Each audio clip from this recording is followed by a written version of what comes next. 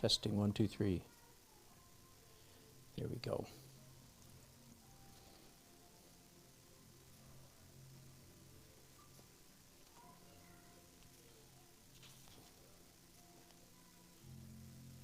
Hello friends, thank you for joining me again today. I've been gone for a few days. For you regulars realize that. Any newcomers, welcome. I've been gone for a few days. I have not been idle.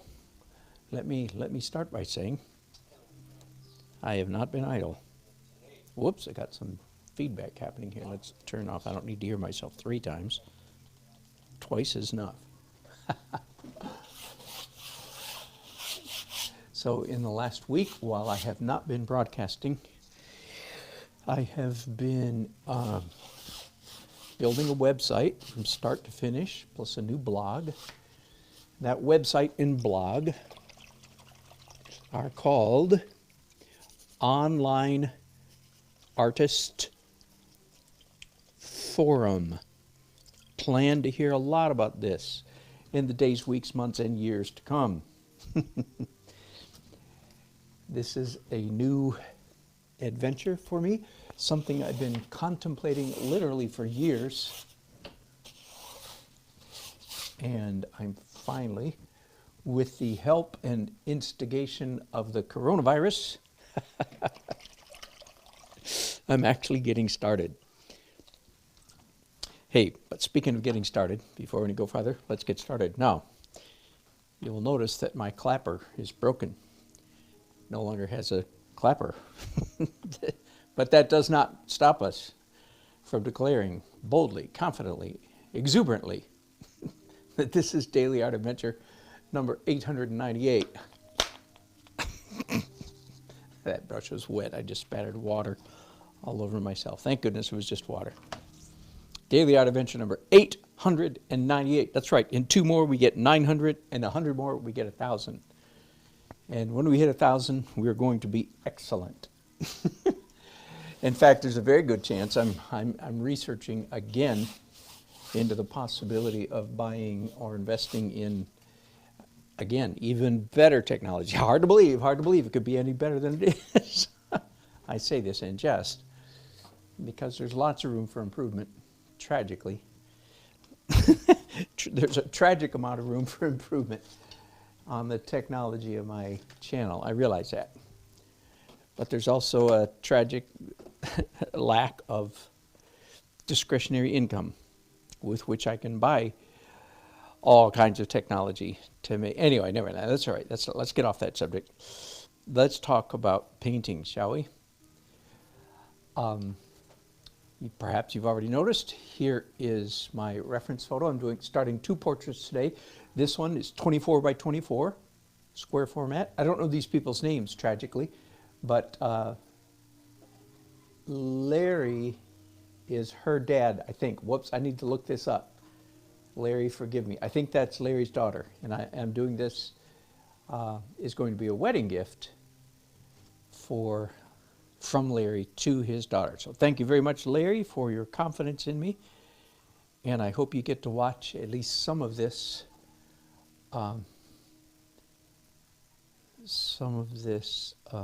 video. Now, a couple things, just for what it's worth. If you've been watching me do my coronavirus outrageously inexpensive portraits in the last couple weeks, several weeks, all of those I've started in, when I'm starting them, I start in oils. And I've declared that the reason for that is, in fact, that the oils are the fastest way to capture, if you will,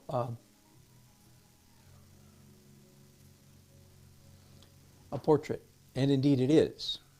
If, however, you're not simply capturing a portrait, but you're also, that is to say, plus and also, in addition to that, you're capturing a landscape, a background, a whole scene, so to speak, then sometimes starting in acrylics is faster, because acrylics will allow me to flesh out. Block in is an expression that I don't like it for other reasons. I'll maybe get into that later. But anyway, starting in acrylics allows me to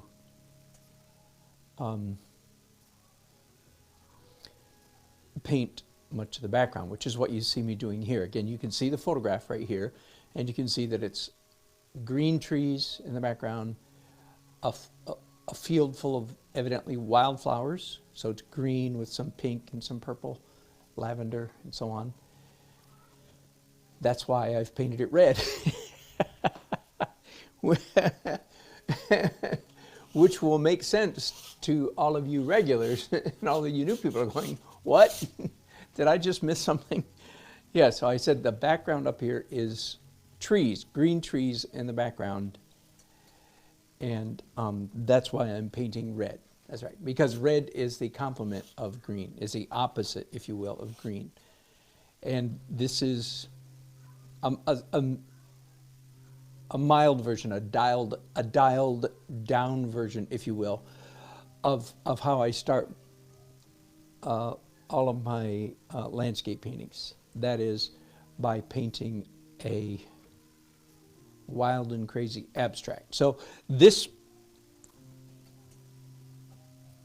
abstract is not quite so wild and crazy as many. So this is sort of a little bit of a hybrid, because of course it's a portrait. So I'm being a little bit more conservative. I don't want big, thick marks going through this area where their faces are going to be.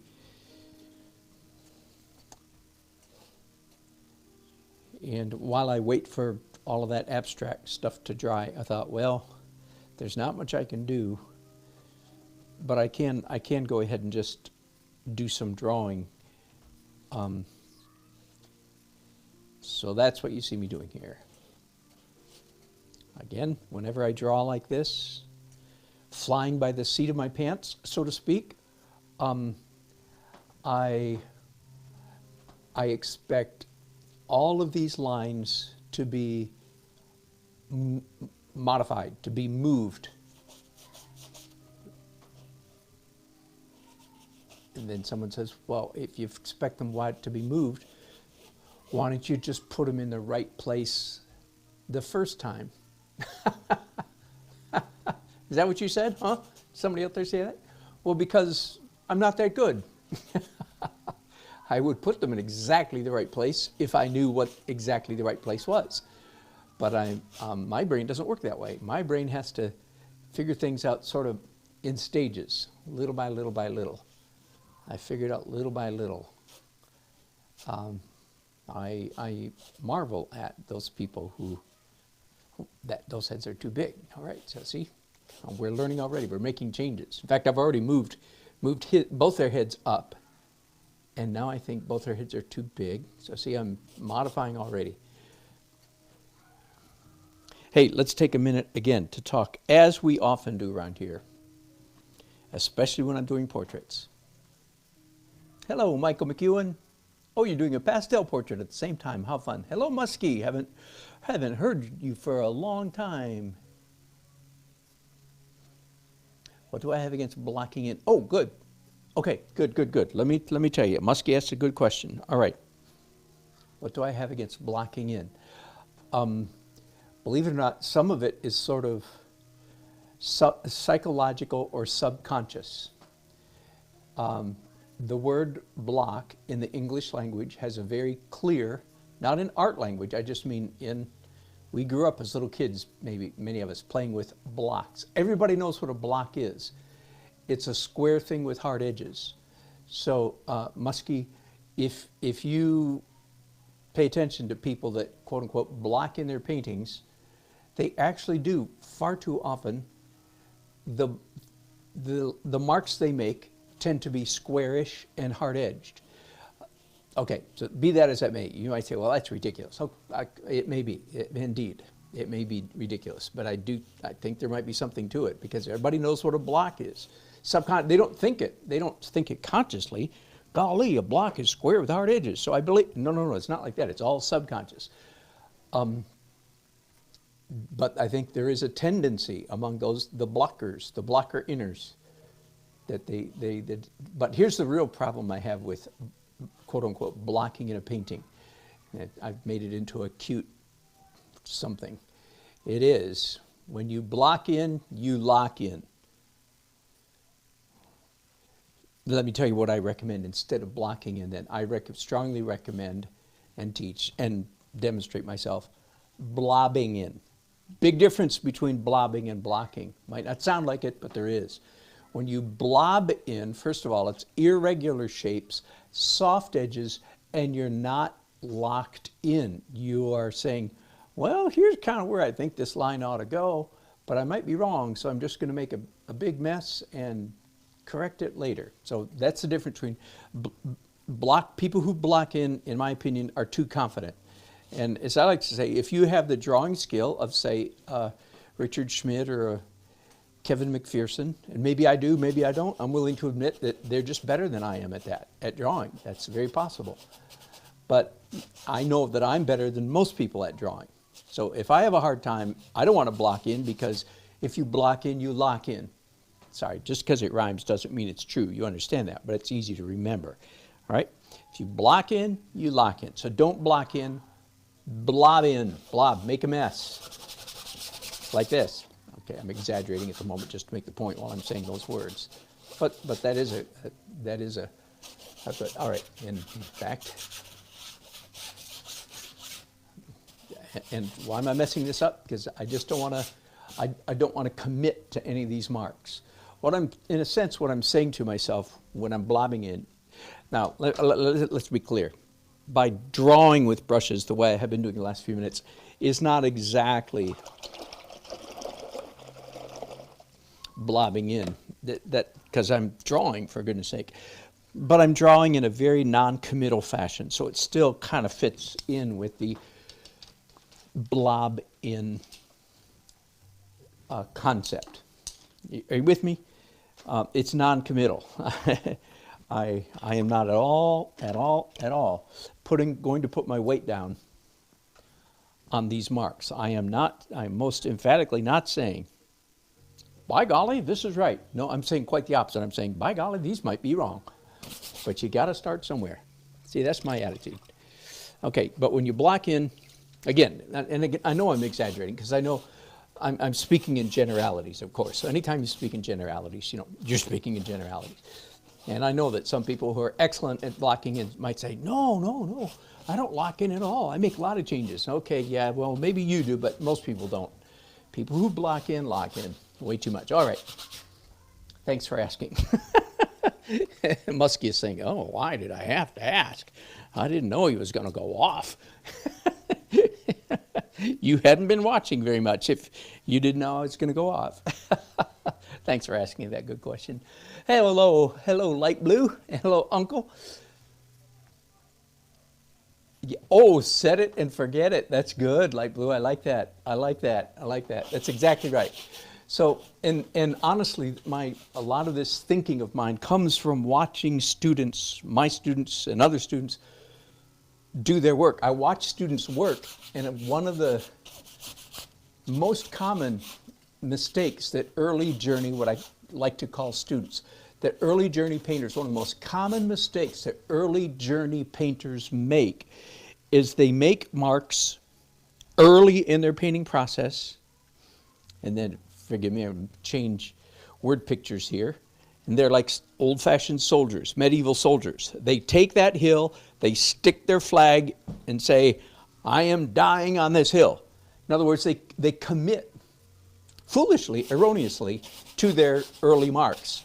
Now, I actually know why they do that. And so let me, since it sounds like I'm blaming, castigating, ridiculing, no, I know exactly why they do that, because I'm a human being just like they are, so I understand much of their thought process. Here's why early journey painters make a mark and then die on that hill, commit themselves. I'm being facetious, as you know. I'm being dramatic because that's the way I am. More importantly, I'm being dramatic because I want to be a good teacher. All right, so the reason they do that is because drawing is hard. It's hard work, hard, hard, hard, and a little bit scary, especially if you're drawing in an art class with 10, 15, 20 other students around you. You want to get your drawing down, and you want it to be right. And it's, okay, we all like, if I weren't so experienced, I would be nervous about my painting right now because it doesn't look very good. What are other people going to think? What am even I going to think? So that's why they commit too early, because they don't like this awkward feeling of, I might be wrong. But so what I'm teaching early journey painters, no, get over it. Absorb, inhale, accept, own that feeling of awkwardness. Say, no, stay awkward. Stretch this awkward phase out for a long, long time. Don't commit till hours from now. All right, so that's what it's evidently hard for early journey painters to do, because it's awkward. So the answer is not to rush to get it right. The answer is get used to awkward. All right, now I'm really in a pickle now because I want to keep broadcasting. Well, tell you what. By the way, that is really pretty. I don't know if you can, this is part of the reason why I like starting with crazy abstract. No, this is abstract with a little bit of local color. Blue shirt, green background. But look at that. There's a part of me, I'm not kidding, there's a part of me at this point in virtually every painting that just wants to sign it and say I'm done because it's so pretty. Dang, I wish you guys could see how gorgeous it is. But anyway. But of course, that's not the assignment today. It's just going to be a portrait. All right, I'm going to do something else. I'm going to set this one aside. I'm going to start another portrait. I'm going to let this one dry and start another one at the same time, all right? So this is Larry's daughter, I think. Forgive me, Larry, if I should have gone back and reviewed my notes. Larry's daughter and her fiance getting married, I think in October. Now we are switching to our dear friends, Paul and Nancy. Woohoo! Paul and Nancy, I hope you guys get to watch some of this. This is part of the reason I'm broadcasting, is so that my clients, my friends can watch me paint their painting. All right, let me zoom in here for a second on Paul and Nancy. Have been married at least 9 years, because I saw that on their Facebook, but it might have been an old post, so maybe they've been married 10 or 11. I don't know. They have 2 kids. Nancy, how many kids do, Alicia, how many kids do Paul and Nancy have? 2. Yeah, okay, I was right. They're dear friends, but I just haven't counted their kids very carefully. Oh boy. Oh,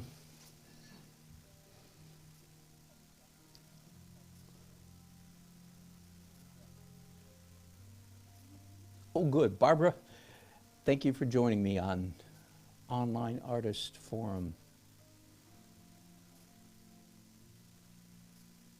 And Muskie had a question. How do you reconcile your abstract artist not committing it to in your marks? No. The abstract, maybe I must not be communicating very well. If in the final painting there are going to be vertical marks here, then I avoid any hint of vertical marks in my abstract.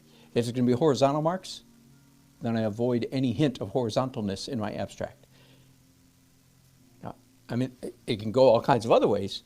So I don't know. I think I'm missing the question. It is not committal. Other than, I mean, it's opposite. Like if there's green trees up here, I'm going to put probably red, orange, and yellow behind them. If there's a brown dirt down here, I'm going to put blue on. Anyway, I must be missing something, Muskie, because it's the opposite of committal. My abstract is as opposite from the finished image as I can possibly get. Opposite in line and opposite color. All right, let's just start doing Paul and Nancy here. Am I focused on the right thing?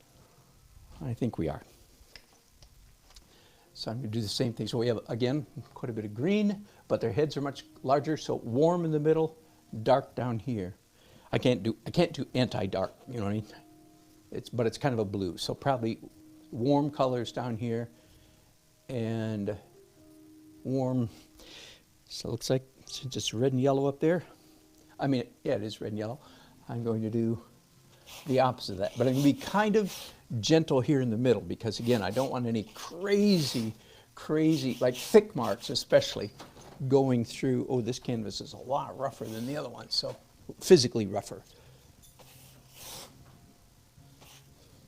And down here toward the bottom, again, a lot of cool, dark stuff, so warm, light stuff. And here in the middle, now, see, here's an exception. If this were a landscape, I would do because it's going to be warm here, I would do a big blue right through the middle of those faces. But that, not in a portrait. Now I will do a blue right through her arm, but not through the faces. Now the day may come, and honestly I hope it does. The day may come when as I mature as a portrait painter. Some of you should be saying, "What? You're not mature yet? You're so old. How much longer do you plan to live?" Good question.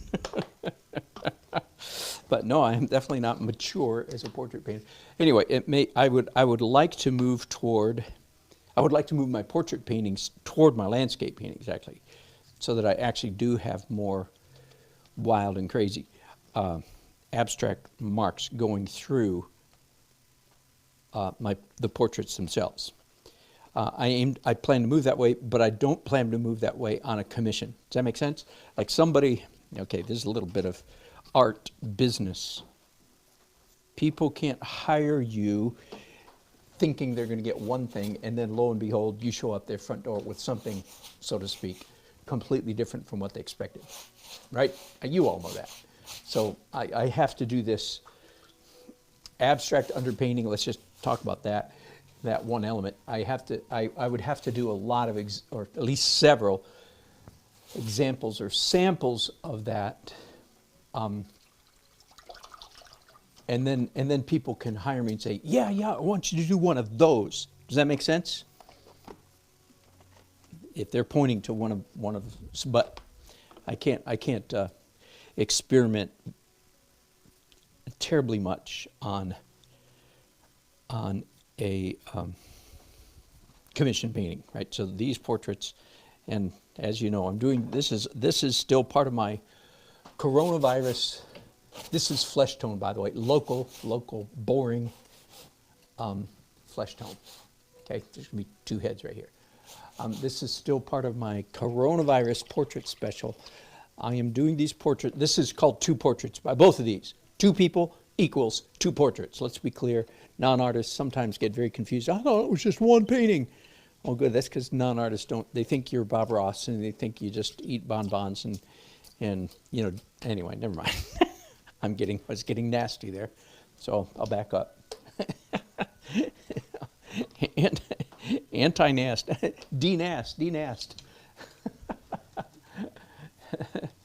Pull the escape hatch. Say, whoa, let's stop. Let's not go any further down that little path. What was I saying? Oh yeah, so coronavirus, that's right. By the way, again, just for what it's worth, I have, in Photoshop, I printed out, or got these images the same ratio as my canvases in both cases. All right, so I'm trying to, I'm using the border of this paper to help me locate the placement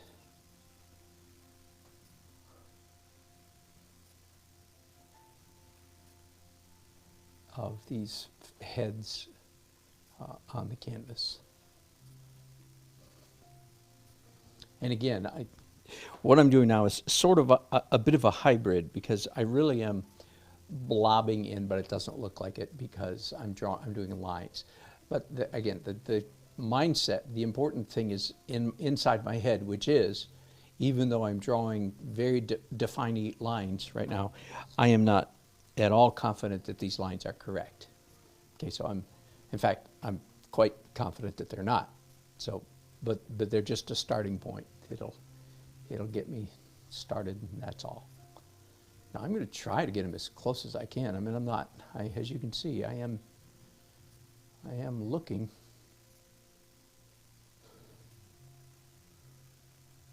I'm looking hard at the photograph, as you can see.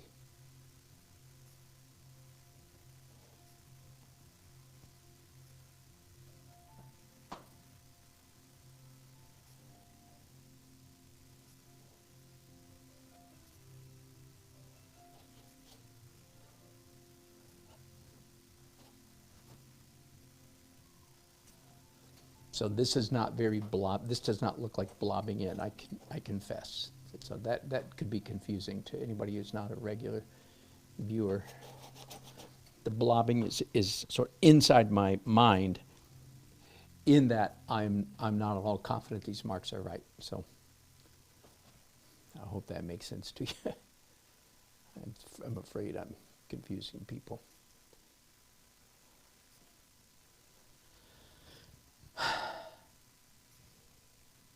So his arm goes something like this.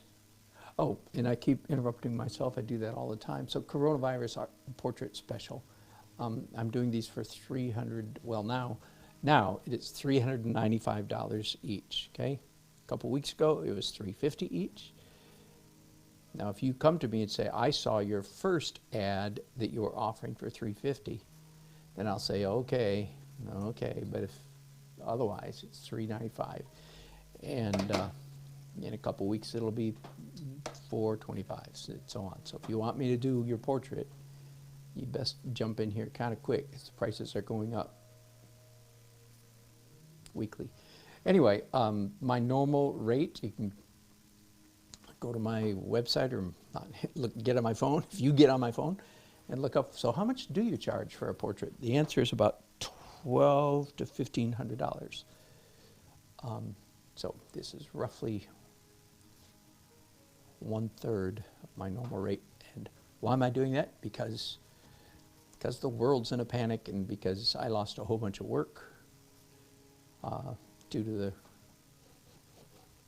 everything craziness. So I'm being an artist who's willing to work harder than some, and keep the lights on around here. And the prices will not be $350, $400 in whenever all this craziness blows over, which I, by the way, believe it will.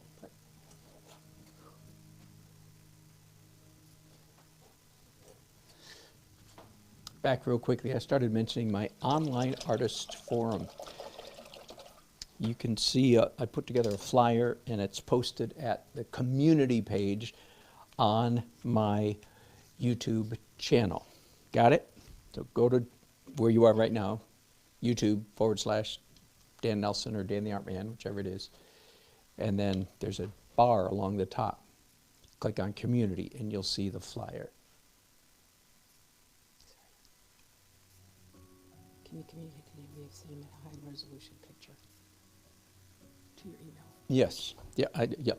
Okay. Good. No, I didn't know that, but I don't need to know that. But I mean, I'm getting started. But yes, I will very much covet that high res. Okay. And I'm not on Facebook. I am on. You're right. I am on YouTube. All right, we're communicating with Nancy at the moment.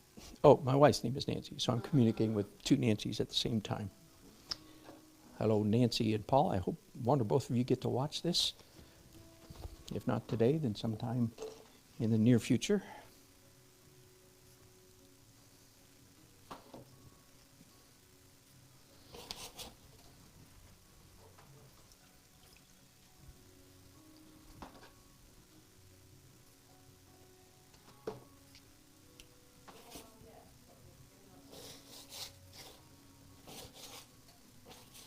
Now that right there, that's classic blobbing in, for those of you who are wondering what blobbing in looks like. I just have to be a little bit careful not to do too much craziness where their faces are going to go. Again, and until that style becomes known and people know that that's what they're going to get, until that happens, my commissions have to be fairly conservative or traditional. And I think I'm going to continue painting on this one. My other painting is still drying. Larry's daughter and fiance down there on the floor. While that's happening, I didn't do this on that painting, but I will on this one. For some reason, I feel like I can. Whoops, we got some static. Hang on just a second. There we go. That was easy, wasn't it? I hope you guys haven't been putting up with that for a long time. I don't think you have. Again, this is blobbing. So like that whole great big blob right there represents that little part of Nancy's dress. Does that make sense? I was a little more careful on Paul's collar, but now I'm going to uncareful that. One expression that I use a lot in my teaching and here in my broadcasting is be careful not to be too careful. All right, let me back up and see what you guys are saying. Hello, Nancy. Oh, good. Nancy is watching. Uncle 60 watching Friday the 13th and me at the same time. That's hilarious. Which one is scarier?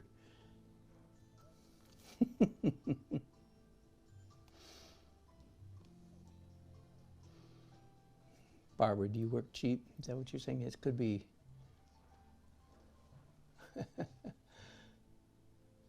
Good. Glad. Sorry I missed your chat earlier. Nancy, good to have you on board.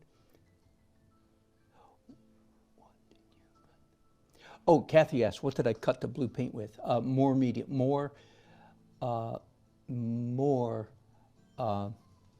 medium. Let me show you that jar. So my blue paint, all my paints except the white already have medium in it, and I just added more medium to make them even more transparent because they were too opaque just a minute ago. All right, so again, still blobbing in. I completely said the wrong word. I meant to say blobbing in. Blocking in came out. You'd think I would know better.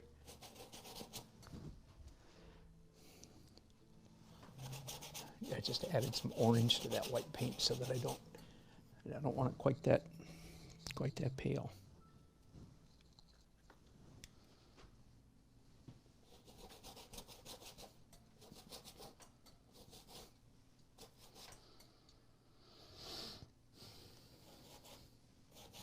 By the way, the last dozen portraits that I did were all in oil, started in oil and finished in oil. So the two I'm starting today are, contrary to that, are starting in acrylics. This is the way I paint at weddings. And when I do weddings, portraits on the spot, it's acrylic underneath, because the wedding painting has a whole bunch of background, right? And the portraits are small. So anyway, roughly the same technique, except my wedding paintings, the portraits aren't typically this large. All right, I have to put this down. Nancy, you can go get a cup of coffee, because I'm not going to be painting on your painting for a little while, because this needs to dry, especially that white and light stuff that I just put down. So putting that down, now going back to Larry's painting. All right, here's a trick that I show often, but I haven't shown it in a while. I still have some drips and dribbles of paint on this canvas that are still wet. So there's a solution to that, because I don't want wet paint at this next phase. So I could take these slightly damp brushes and rub them vigorously with long strokes. The long strokes is very important. Boy, it's quite wet. Anyway, so what I'm doing is smearing the wet stuff, spreading it out so that it dries more quickly, right? Taking the puddles and brushing them across the whole canvas so that they dry more quickly. I wonder,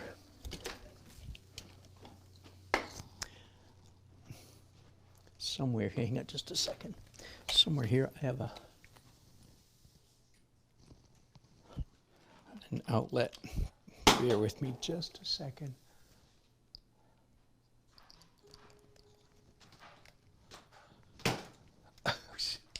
Sorry, hang on, I'm looking at my cameras to see if nope, I've got two cameras and I want to unplug the one I'm using. All right, so this is a heat gun. Not to be confused with a hairdryer. This would send you to the hospital with a second-degree burn.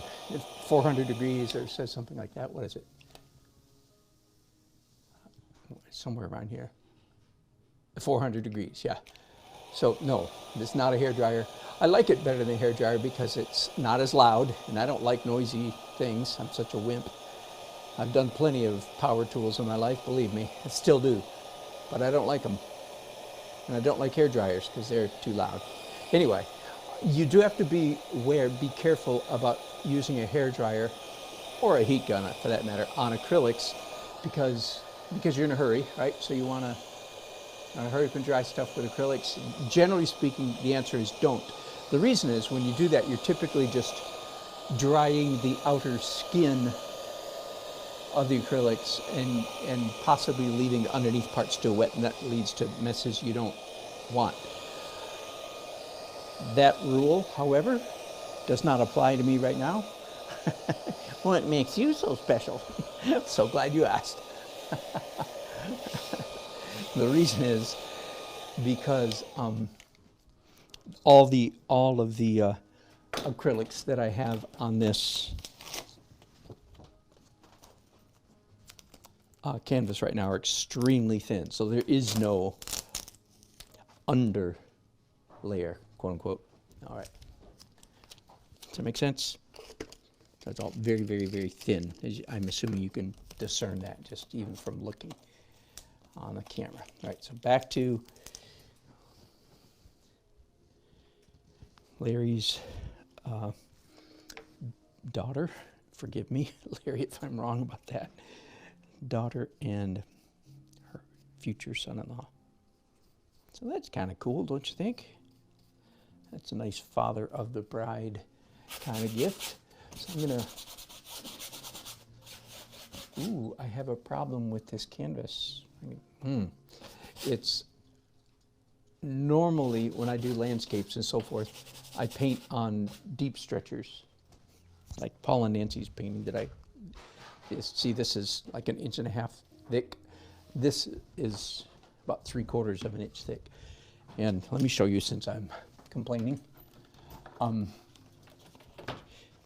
there's a brace down the back, and when I push on the canvas, it's hitting that brace. So, a couple things I can do about that. One is during a break time here sometime today, I might brush some canvas tightener on the back of this canvas and make it a little bit tighter. But I won't take time to do that right now.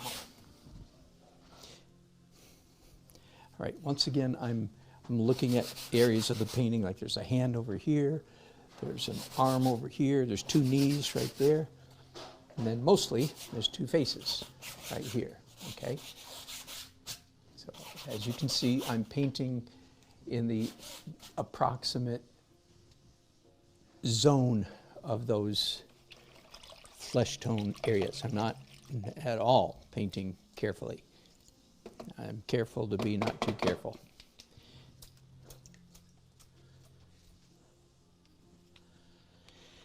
And I think now I'll do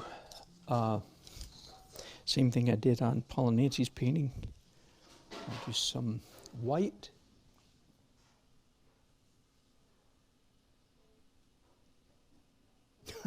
Muskie. This could, you know what? Muskie says at this point it could be an album cover from the 1980s.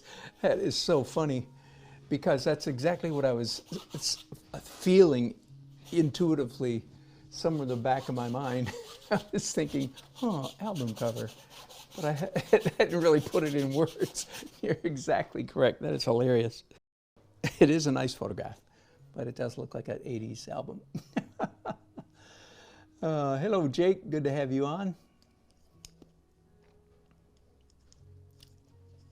Yes, we are in acrylics, to ask you all. Yeah, yeah.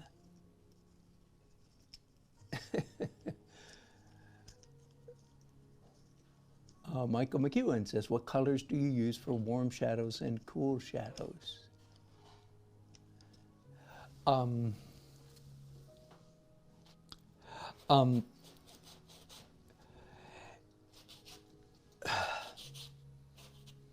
to answer that. Oh, all right. That conversation, I'm glad to answer it, and I'm glad you asked it. But the way normal painters would answer that question, that conversation does not apply in the same way to my approach to painting, because almost all my painting is achieved by building up layers of transparent color.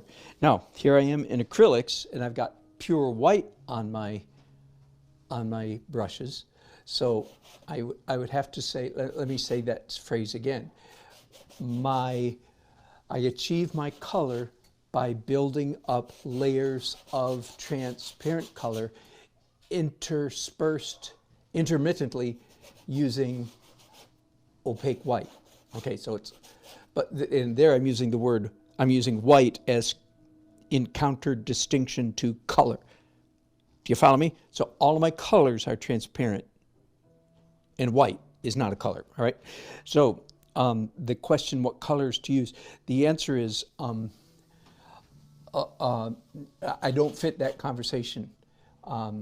My shadows are achieved by building up layers of color. And which color? Every color in the rainbow, or perhaps more limitedly, every color in this tray except white. Okay, so all my shadows are made of all these colors. And I achieve my desired color on the canvas. I don't mix up a color. So I know what you're saying, and that's a very good question, but it doesn't apply to my world, because I don't paint that way. I don't mix up. Colors to achieve light and dark shadows. In fact, if you watch me often enough, you'll find that one of my favorite tricks, so to speak, visual tricks, is in fact to lay down a transparent warm on top of a transparent cool, and vice versa, transparent cool on top of a transparent warm. So that's one of my favorite tricks, and that's the very, if you will, the antithesis of that more traditional way of thinking. What colors do you use for shadows? Okay, the answer is no. It's an unanswerable question. I'm glad you asked it, though. But I'm not ridiculing you, but it gave me an opportunity again to spell out the difference. I've mentioned this before, but it's been a long time. How did I get started? I paint. My oil painting technique, I call this oil painting, by the way. You understand? It's acrylic underneath what is going to be oil. My oil painting technique is crazy, unusual, and getting crazier. Or if I may just simplify that, my approach to painting is crazy and getting even crazier, month by month by month, year by year, month by month. By no means did I set out to be weird, unconventional, or anything like that. Not at all. It's just happened. All right. How did I get started? Well, one thing would be that for decades, I'm thinking, I was a full-time freelance illustrator. All right. So my job was mostly to draw stuff that looks like stuff. Does that make sense so far? Okay. As an illustrator, I was not one of those wild and crazy illustrators that did all kinds of stylistic, weird, cartoony, modern stuff. No. I was kind of a traditional illustrator. The ad agency called me up and said, "We need a drawing of an elephant tomorrow." And that's what they got. They got a drawing of an elephant tomorrow. All right, that's the kind of illustrator I was. Hardworking, fast-working, and so forth. By the way, this board, that is really a problem. I'm surprised I didn't pick up on that before I started this painting, but that I am absolutely gonna have to fix that. I may even go so far as to tighten up on the canvas and cut that brace out, because I absolutely cannot paint with that. Anyway, so start out with, I was an illustrator. One of my primary mediums, apologies to you English majors, just keep a lid on it. One of my primary mediums was watercolor. In college, I was a watercolor major. That's because I was too poor and broke to afford real acrylics, so I just watered them down, water, I ended up being a watercolorist. That's really a true story. Anyway, so I was as an illustrator, I did mostly watercolors. That's part of what influenced me toward transparency, because of course all watercolor is all transparent. Real traditional watercolor is transparent, right? And then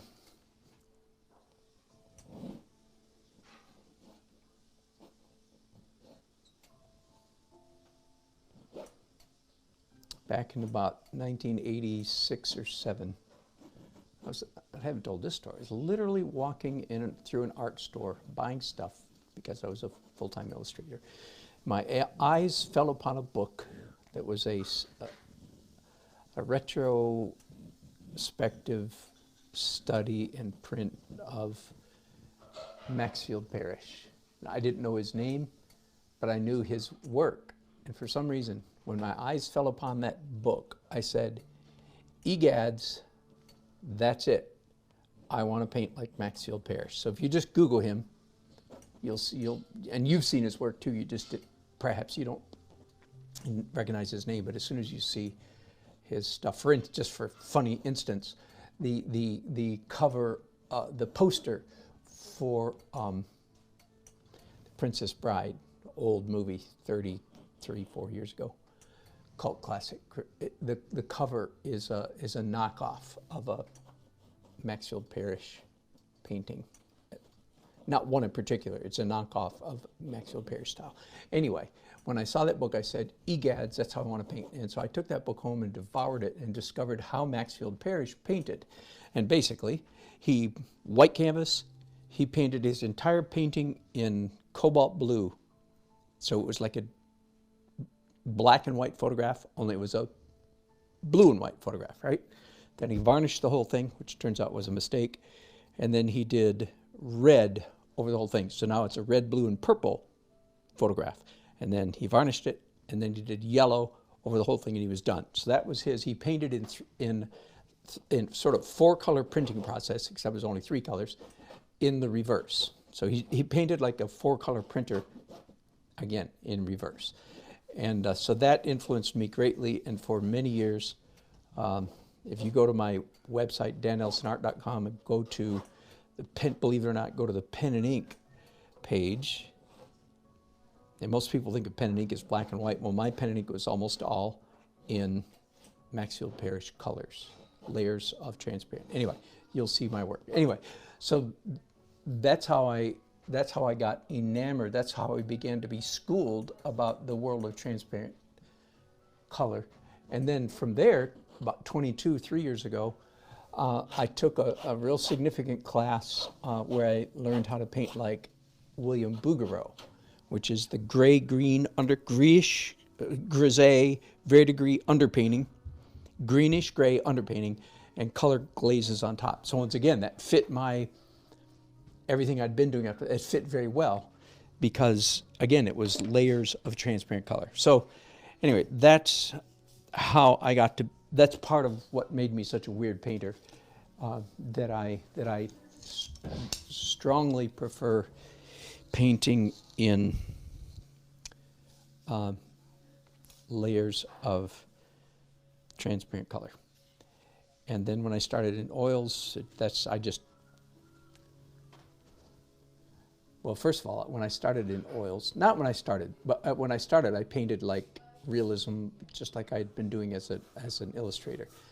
And then in a moment, I clicked over into the second half of my painting life.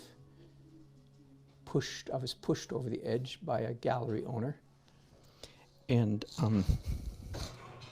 So that's when I started doing this acrylic transparent acrylics underneath and transparent oil on top. Whew, that was a long answer to a question that maybe nobody wanted to hear about, but there you go, you got it anyway. Free for admission. Now, just for what it's worth, I don't, we'll see. I don't plan necessarily to go very far toward capturing these portraits in the acrylic stage. In a way, you could say, I drive you guys nuts. In a way, you could say I'm blocking in. No, let's not say that. Let's say that I'm blobbing in. There we go. If you weren't here a while ago, I had a big, long tirade about blobbing versus... So I'm blobbing in, honestly, I really am, aren't I? I'm blobbing in my portraits in acrylic, and I will switch over to oil as soon as I feel like I'm close enough in acrylics. Okay, now her head's too big. By the way, just for what it's worth, I learned this the hard way. Guess what? Is it twice as hard? Is it easier or harder to do a portrait with two people? The answer, of course, it's harder. It's two people. But get this, it's actually exponentially more difficult to do a painting with two portraits in it, unless you're tracing or projecting or gridding or measuring or something like that. You know, I'm talking about just trying to do it the, so to speak, starting out like I am here, the old-fashioned way, without any artificial means of support, without any photomechanical measuring, no proportion or anything. I haven't talked about that yet today. Let me do that in just a minute.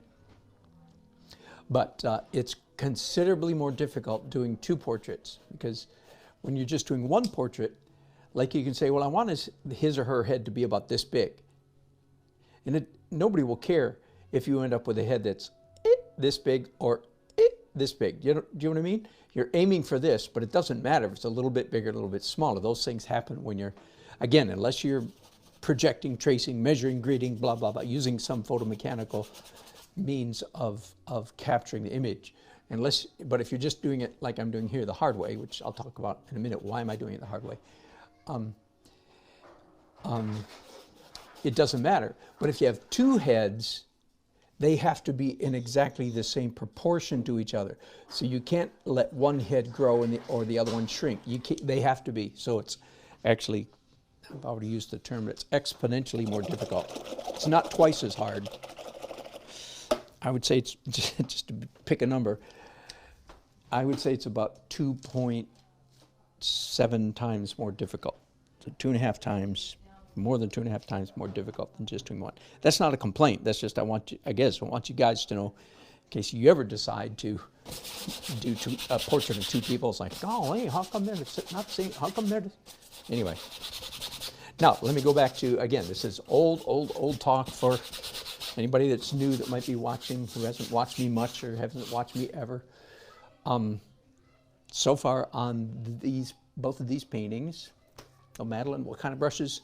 Well, two kinds, cheap chip brushes and long-handled, they don't make them anymore, sorry. Jewel Plein Air by Creative Mark through Jerry's Artorama. Sorry, they're all sold out. So they discontinued those. So I've got about 50 of them in various kits, and when those wear out, I'm going to be in trouble just like the rest of you. So sorry about that. And then beyond that, I just use whatever brush. My favorite oil painting brush, like real brush, these aren't real brushes, is silver. If you want to, my favorite bristle brushes are the silver Grand Prix. The best brush in the world is a Winsor Newton Series 7 watercolor brush. All right, that's for another day, however, not for right now. All right, let me get back to, so why am I doing this the hard way? Again, forgive me, for you regulars, this is old review. I should just shut up and let one of you guys chat it all out step by step. They're already, my regulars already groaning, saying, oh no, don't ask him that. All right, but I have had a turn of heart here in the last couple weeks, by the way. A dear old friend artist, he's a new friend, honestly, didn't know him, but from down in Houston, finally talked me into not using the word cheating anymore. And I won't give you the reasons why, but it was good reasons. It was good psychological, spiritual, deep, significant reasons not to use the word cheat. So I'm not using the word cheat anymore. I'm using the term photomechanical means. All right, why am I painting without cheating? Oh, I mean, without using any photomechanical means. All right, so here's again, this is, I've talked about this many, many times, but let's do it again real quickly for you new people. I am going, almost certainly am going to use photomechanical tricks. The further I go with both of these portraits, the more I go, the more I'm going to use photomechanical means, so as to avoid using the word cheating, all right? It's hard not to use the word cheating after all those years. The reason I'm not using them is because even though using cameras, projectors, tracing, gridding, measuring, even proportional dividers, all of that is legal. The more you use those means, I'll put it this way, the less fast, the slower your skills will grow. How about that? How's that for putting a positive spin on it? The more that you use those tricks, the slower your growth curve your skills will grow much more slowly. And I don't want skills that grow. Actually, the truth is, I normally say your skills deteriorate. I'm trying to be more positive, but that's the fact of the matter. Your skills deteriorate more slowly, and or your skills grow more slowly. Either one. If you use those tricks excessively. So my solution is what you see here.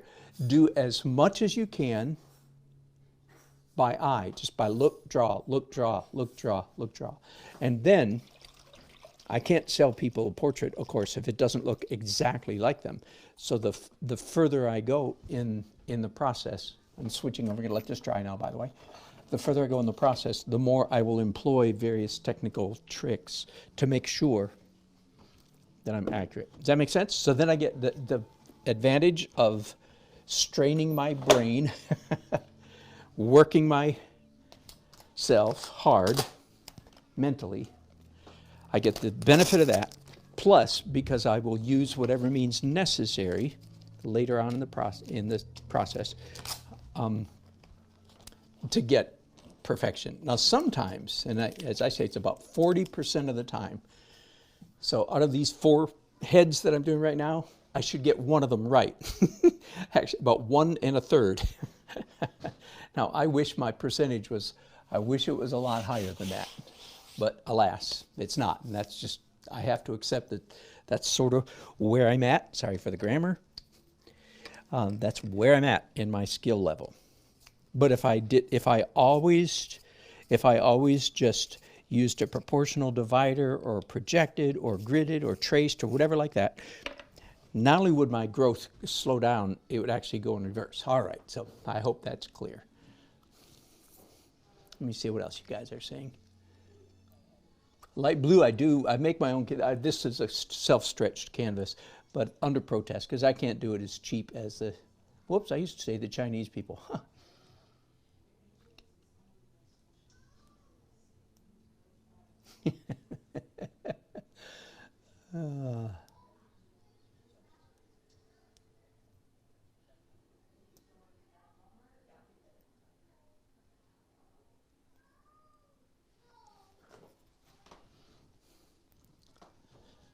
All right, back to Nancy and Paul. Now, do you remember early on both of these canvases, all 4 portraits, I was saying to you that the initial marks that I made, I quite strongly expected them to be modified considerably as the painting unfolded. And indeed, that is what you're seeing right here is considerable modification already. And that that will continue for quite some time. And again, as I get further along, unless I find, you know, in this case, Paul or Nancy, unless I find a perfect likeness of Paul or Nancy emerging on the canvas, if that happens, great. I won't feel the need to quote unquote cheat.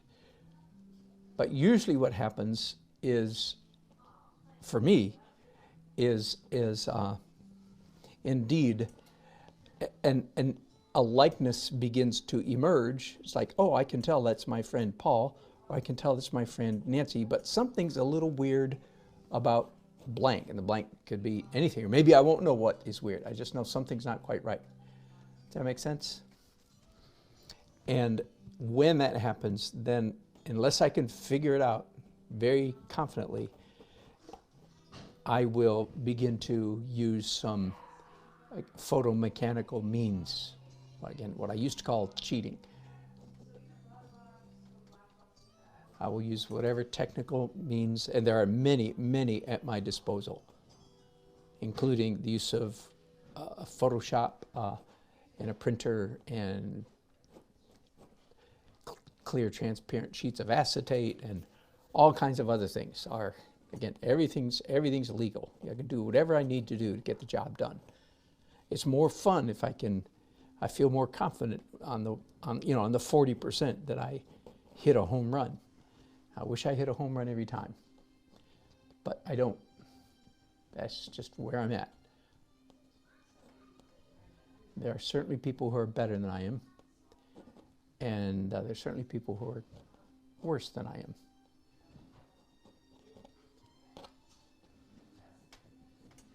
So Popeye said, I am what I am. That's Y-A-M. Spelled with a Y. I am what I am. Thank you, Popeye.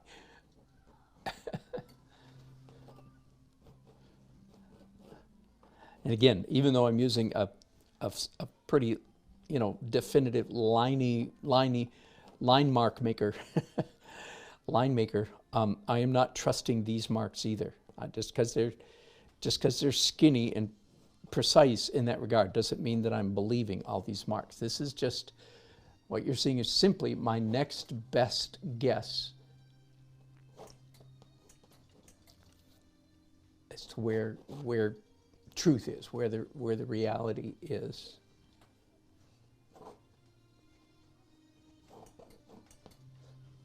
This is, again, just in case you're wondering, yes, this is the hard way. Yes, this is the hard way. Oh, it's much easier, much easier just to trace, project, grid, whatever you name it. But again, you understand that if you do that, your brain shrinks, so to speak. Using picturesque language doesn't really shrink, of course. You said our brain shrinks. Boy, you're an idiot. You guys don't know about, I'm sure you haven't heard about trolls.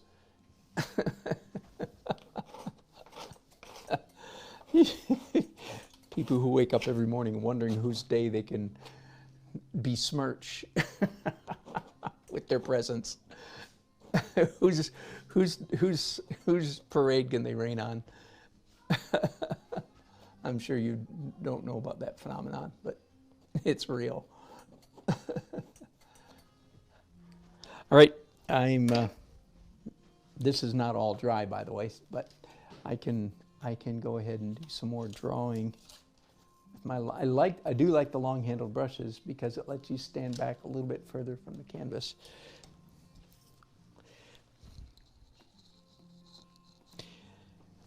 And as you can see, I'm just allowing the image to emerge little by little, slowly. Again, I don't trust even these marks I'm making here. Typically, at some point, I'll get more in earnest, shall we say. I'll get more intent about really comparing and measuring and so on and so forth. I find, at least I think, that it's easier to make corrections than it is initial marks. It's easier to correct a portrait than it is to draw it the first time. It's a little bit like, to me, I think the same thing is true of in literature. The first draft is the hardest. After the first draft is done, you come back or somebody else comes back and edits and makes edits. And the edit is a lot easier because you're responding to something that's already on the page. And I feel like that's the case here with a painting. Looking for errors and making corrections is easier than just making corrections is easier than this first slap. And I'm calling everything that I've done up this point, I'm still calling first slap down. Using that again, mixing my metaphors a little bit. Okay, so slapping down an image, that's a good picturesque way to describe, I think, what I'm doing here. Just slap something down, slap it down, and then in a little while, sort of get serious, so to speak. That sounds funny, doesn't it? Get serious, will you? Okay. Getting there soon, I promise. Plus, the way I'm painting these portraits, again, as opposed to the dozen or so that I did a couple weeks ago, where I did them entirely in oil. The two that I'm starting today in acrylics, one of my objectives is to have a more interesting underpainting. Okay, all of this stuff is already much more, even this in here is much more interesting than the rather traditional or staid or controlled, or whatever you want to call it, portraits that I did a couple weeks ago. Now, I'm not apologizing for those portraits. If you can find them on my website, that means I stand by them and say, no, these are good portraits. I don't put anything on my website that I'm not proud of, right? Again, you can my website, dannelsonart.com, and go to paintings, then under paintings, go to portraits. By the way, evidently, I seem to be having some permissions problems, and I barely even know what the word permissions means, but evidently I have some problems on my website. So if you go there and it says access forbidden, oh, I'm so sorry. That's a task that's waiting for me to fix, and I just haven't gotten around to it yet. By the way, strange as it, I don't know if you're seeing any of this, but strange as it may sound, I'm already beginning to see at least hints of my friend Paul. It really does, by the way, for me anyway, I've discovered it really does help to do a portrait of people that you know, because evidently my brain, we recognize people when we see them on, in life, see them on the street, I was going to say, we recognize if we've seen them before. I don't, but most people do. Most people say, I never forget a face.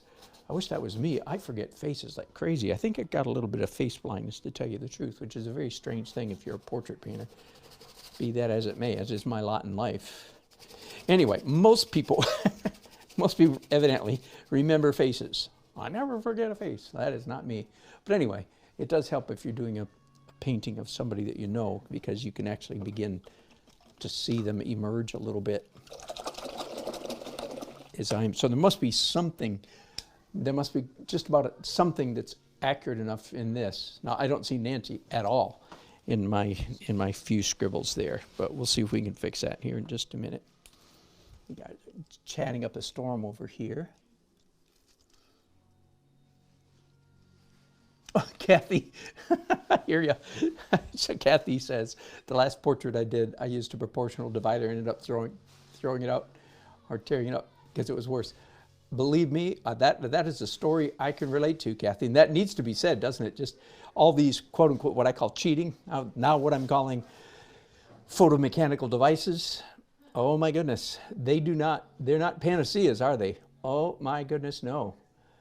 Like back in the day when I was an illustrator, I used to use tracing a lot. In fact, I designed them. I'm a bit of a, I don't know what, designer, inventor, carpenter. I make stuff up. I build stuff a lot, and I built a desk. It's upstairs. I use it all the time. It has a light table, so you don't see it. But anyway, the top of the desk is glass. There's a hole like 18 by 24 hole in the top of the desk so light can get through the glass. And underneath my desk is a mirror on hinges. It hangs down like this. So back in the day, I used to take slide projectors and overhead projectors and shine them, like it'd be out there in front of me, and shine them toward my feet. It would hit that mirror and come up through the glass. In other words, very intense photomechanical techniques. Very, very, very. And I always had this imaginary conversation with people, say, "Oh, you mean you cheat?" And I would hand them a pencil and have them sit down at my desk and say, "Okay, you try it." Because the fact is, even with all of that, there was still plenty of room to screw up. So anyway, yes, you're exactly correct. The use of these tools by no means is a panacea. Do you need me? Are you leaving? Okay, bye. See you. Nope, I don't. Deep down I do, but I got to keep working. Okay, bye. Okay, see, that doesn't look like Nancy at all, so that means I've got some real fixing up to do. Here's part of my mindset. Stay cool. Relax. It's more fun if a likeness begins to emerge, say, at this early stage. That is way more fun. You feel kind of cool, like, hey, I'm pretty good. But you don't get irritated, you don't get worried, you don't get stressed, you don't get in a hurry, just stay cool. It will come. Now, I might have to use some devices. That's just the way it goes, okay? Till I'm as good as so-and-so. And by the way, I've said this often, the best I've ever seen are the old, it turns out they were Chinese. I had asked them, I could tell they were Asian, of course, but in Manhattan, this is about 10 years ago, a bunch of Chinese guys, Asian guys in Manhattan. They were phenomenal, where they did portraits on the spot. And I just had to say, what nationality are you guys? The guy was about 60, which to me, it was kind of old at the time, you know, because I was only 56. I jest. And he said, I'm from China. And I said, you are so good. How did you get this good? He didn't know I was an artist, of course, but it doesn't matter. And he said, well, he started when I was 5. I love that. I love that answer. Because it's so real. So true, isn't it? He started when I was 5, and he seems like the idea was he did it all day, every day, been doing it ever since. So there you go. You want to go good at something? Start 50 years ago and do it every day. It's real simple. Clearly, that has not been my path. I don't think it was my calling.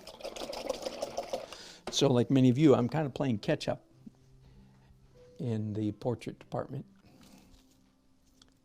But enjoying it nonetheless. I really do enjoy the challenge of doing portraits, and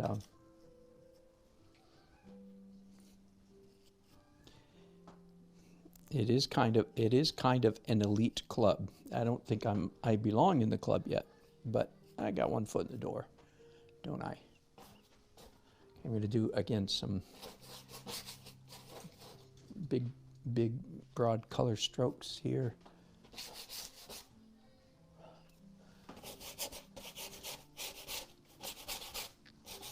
Being careful not to be too careful. Did you catch that? You catching that? And let's do some background color too while I'm at it. I need some real green to start showing up back here. Now, Nancy, I don't know if you're still watching. Let me speak for you and for everyone. Well, anybody that, if you're not a regular follower of mine, let me be real clear about something. This is not how to be 1 in a million people in the world who has what I'm going to arrogantly call a real artist living in your home. And by that I don't mean it, even though I love abstract, I don't mean abstract. You had okay, let's just say if you happen to live with a portrait painter, then you're not surprised. Okay, that's 1 out of 100 million people. By those odds, there's 3 of you in America. Okay, so I must be off 10 million. The rest of you are going, golly, I didn't think it would look like this. So Nancy, you haven't said that yet, but if that's what you're thinking, good for you. Most people I like Bob Ross, but he did the art world a grave disservice because most non-artists think that that's what artists do. And it is not. All right, I think that's good enough for now. I need to put. I'm gonna take a break here in a little while and end this broadcast. And if you have hit my bell, then you'll be notified when I start broadcasting again, right? You used to, in the olden days, all you had to do was subscribe, but not anymore. Now you have to hit the bell. Hello, Nancy's still here. Good. One of the tricks I'm employing. Let me describe this while I pull Paul and Nancy down. Sorry about that, Nancy. And put our engaged couple back up. One of the tricks I am doing to myself, and I've talked about this a lot on my channel over the last month and a half. I have learned that if I can do more than one portrait at a time, in fact, several at a time, that I don't get portrait blindness nearly as quickly as I do if I just do one portrait at a time. Okay? What I mean by that, well, first of all, let me tell you what portrait blindness is. Portrait blindness is what I believe everybody experiences, except evidently for the old Chinese guys in Manhattan that have been doing it every day for 55 years. Everybody except them, all portrait painters, after looking at a painting for a while, you become blind to your mistakes. You can't see them anymore. It just all becomes a blur. So somebody with fresh eyes can come up and look at your painting. Say, look, that line right there needs to go up, down, left, or right. But I can't see it. The painter can't see it because he's been staring at it for too long. And you got him.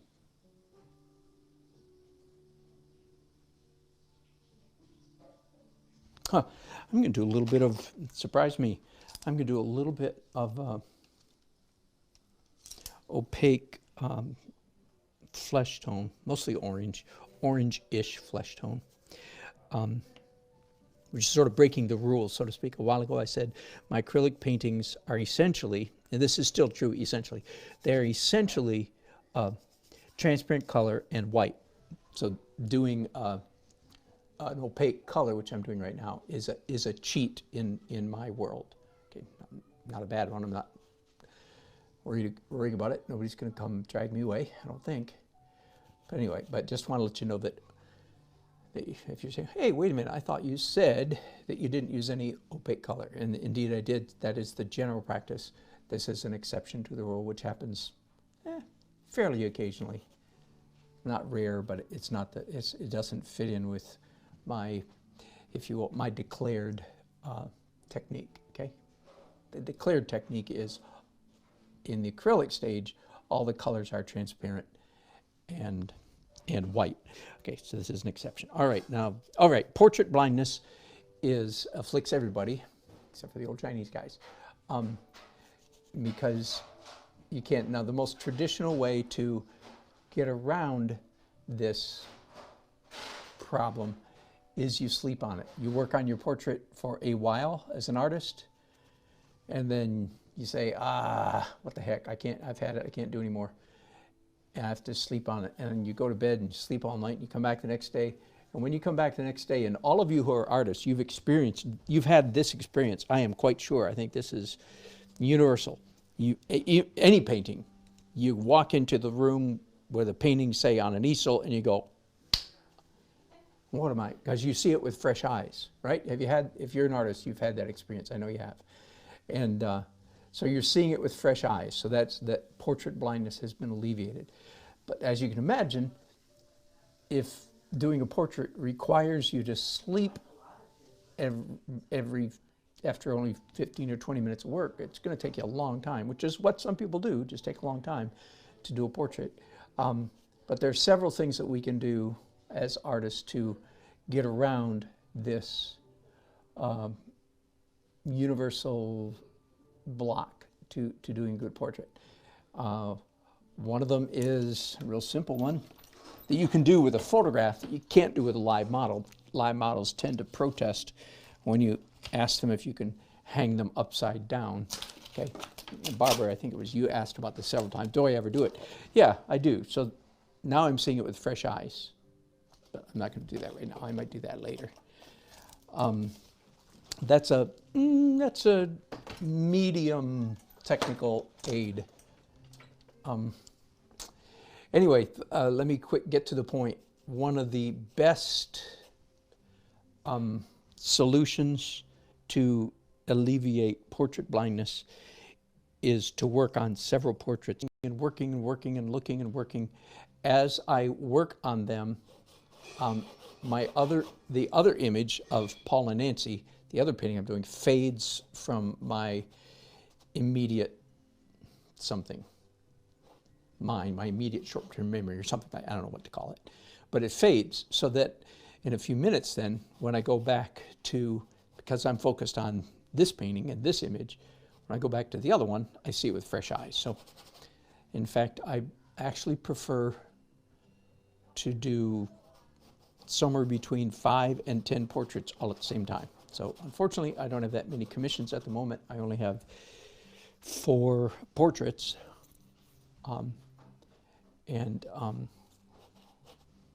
So I get to experience some of that, not as strongly as I would prefer. Actually, I would like to be able to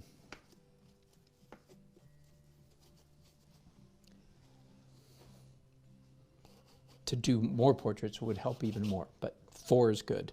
4 is way better than nothing. I do have some other portraits, I do have some other paintings in the works that I'm anxious to get to. I don't know, I'll probably start them today.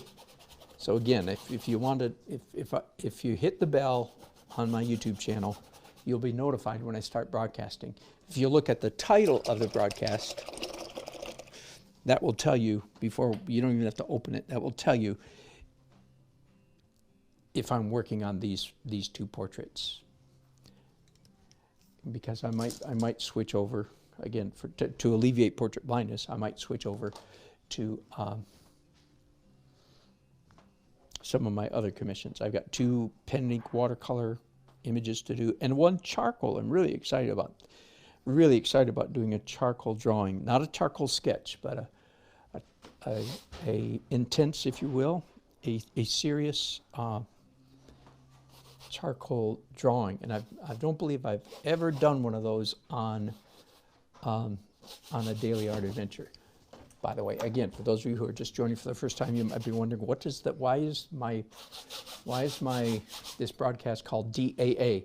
DAA stands for Daily Art Adventure, and I've been doing them for over 3 years, and this is Daily Art Adventure number 898. So nearly 900 Daily Art Adventures. So if you think that's a lot, you are correct.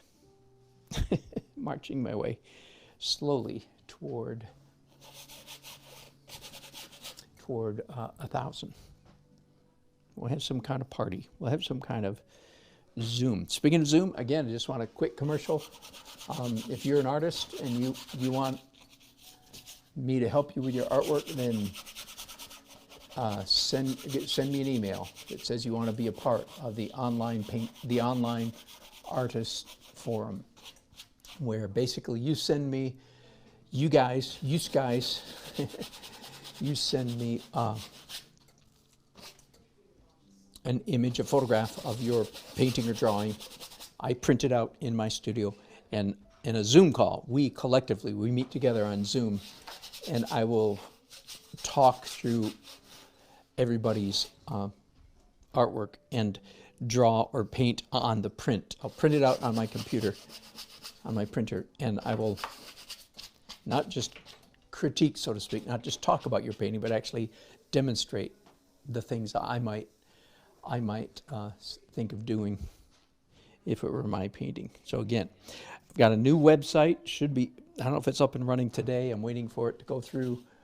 It's called Online Artist, forgive me, I'll get it, OAF, onlineartistforum.com. Onlineartistforum.com. I'm hoping that that will become a real dynamic community. If you're an artist and you would like my direct help, there's a cost. Right now I'm starting really cheap. If you want me, this will not stay. This is just during the introductory period. If you want me to critique your painting or drawing, it's $10, and you're welcome to watch for free. That's going to change eventually. There'll be a small fee to watch and a bigger fee for me to critique. But I'm starting out really cheap because I want to learn all my lessons, you know, but not at top dollar. All right, so that's good enough. I'm close enough. Neither of their faces. She's almost showing up, and he is because of his hair, but that's all. I'm not even sure that, you know, that I've got the proportion of their bodies right. I will start using some photo mechanical tricks to make corrections here very shortly. All right, thanks for watching. Thanks, Nancy, for watching. And like I said, if you've hit that bell, you'll be notified when I start broadcasting again. Thanks, y'all. Bye.